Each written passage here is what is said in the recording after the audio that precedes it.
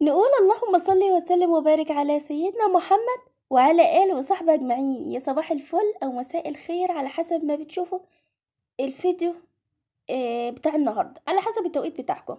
هنعمل النهاردة الصينية النهاردة بتاعت العظمة دي، بتاعت المصريين، بتاعت كل الناس كلها. الأكلة دي مفيش حد ما بيحبهاش.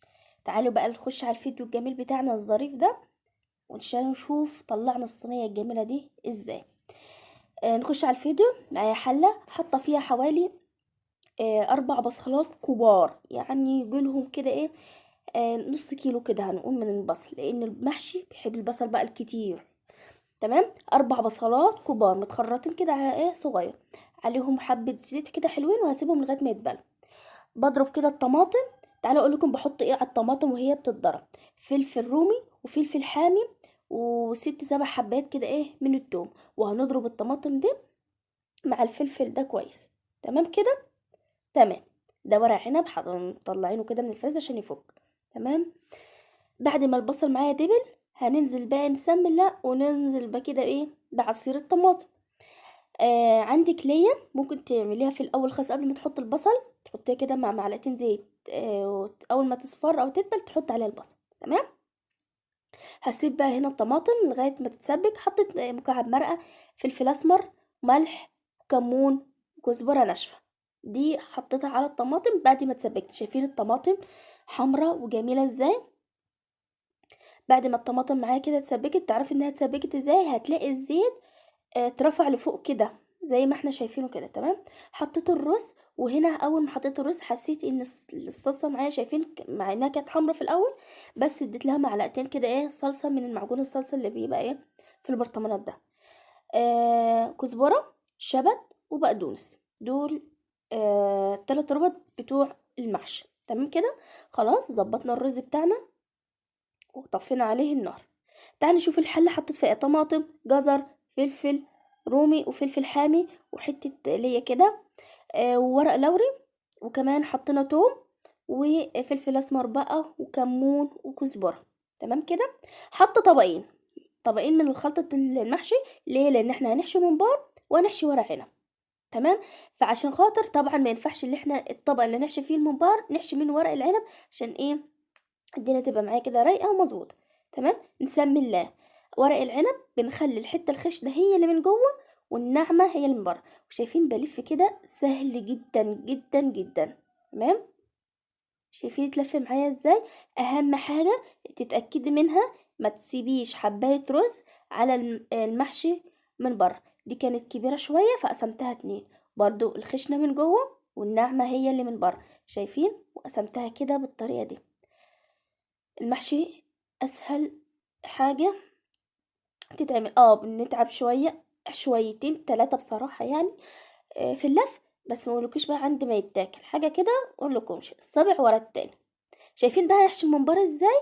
هنا بقى انا حشيت الممبار من الطبق ده، فمش هرجع الف منه ورا عنب. تمام. بفتح كده الممبار بصبعي الاتنين وبحشي بصبعي. اسهل طريقة تحشي بيها الممبار. ولا تقولوا لي قمح ولا اي حاجة من الحاجات دي، زي ما انتوا شفتوا كده انا بحشيه كده. واهم حاجة بتأكد ان انا ما بملاش الممبار جد قوي، عشان خاطر لما نيجي نسلقه الرز ما بيطلعش كله بره الممبار بتاعه. تمام. قعدنا بقى انا وسلفتي، وقعدنا بقى ايه نلف المحشي. هي حشت الممبار ولف، وانا كنت بلف في ورق العنب. بصراحه هي خلصت وايه ابتدت تلف معايا. جبت هنا حله، حطيتها فيها ميه، فلفل اسمر وكمون وكزبره ناشفه، وكمان ورق لوري، حبهان، مكعب مرقه، ملح، وكمان عود من القرفه. سبتهم على النار لغايه ما يغلوا. جبت هنا حله برضو حطيت فيها نفس الكلام: الطماطم والجزر والثوم ورق لوري وحته من الدهنه والحاجات دي اللي احنا بنحطها في قرية الحله، عشان خاطر بقى ايه هنحشي كوسه.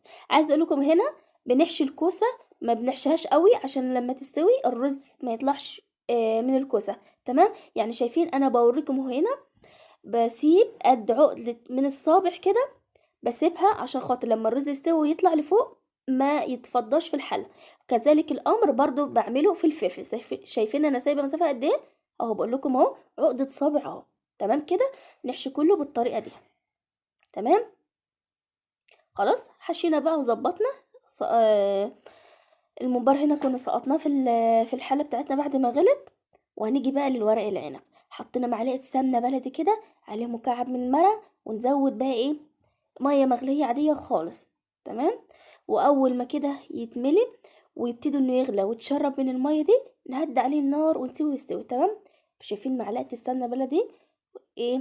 هي دي ولا تقولي لي دايت ولا الكلام الفاضي ده كله، ده احنا ملناش فيه. تمام. زي ما عملت في الورق العنب عملنا في الكوسة، حلة الكوسة حطينا برضو مكعب مرقة ومعلقة سمنة بلدي وزودناها مية، بس طبعا الخضار الكوسة ما بتاخدش مية كتير. تمام. طلعنا هنا الممبار على مصفى، ودي شوربة الممبار، عايزة تشربيها بقى براحتك خالص اللي بيحب شوربة الممبار. تمام. احنا عامة ما بنشربهاش. هنجيب بقى الطاسة بتاعتنا دي اللي بتبقى موجودة في كل بيت، وحمرنا بقى ايه الممبار بتاعنا. وده ورق العنب بتاعنا بعد ما استوى، شايفين جميل ازاي؟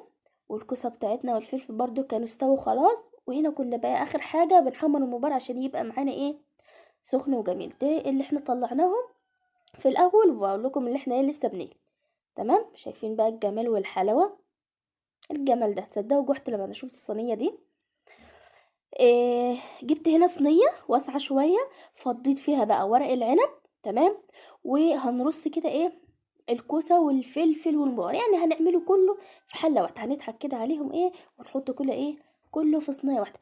بدل بقى ما تغسلي مواعين وتغسلي اطباق والكلام ده كله، لا، احنا هنحط كله في صينيه واحده.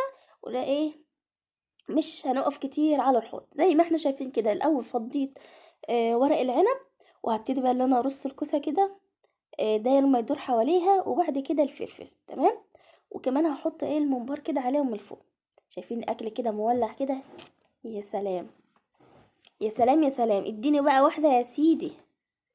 تعالوا بقى جربوا الصينيه دي بالطريقه دي، ان شاء الله هتعجبكم، لان مفيش حد ما بيقولش لا على المحشي. تمام. شايفين شكل الممبار بتاعنا جميل ازاي؟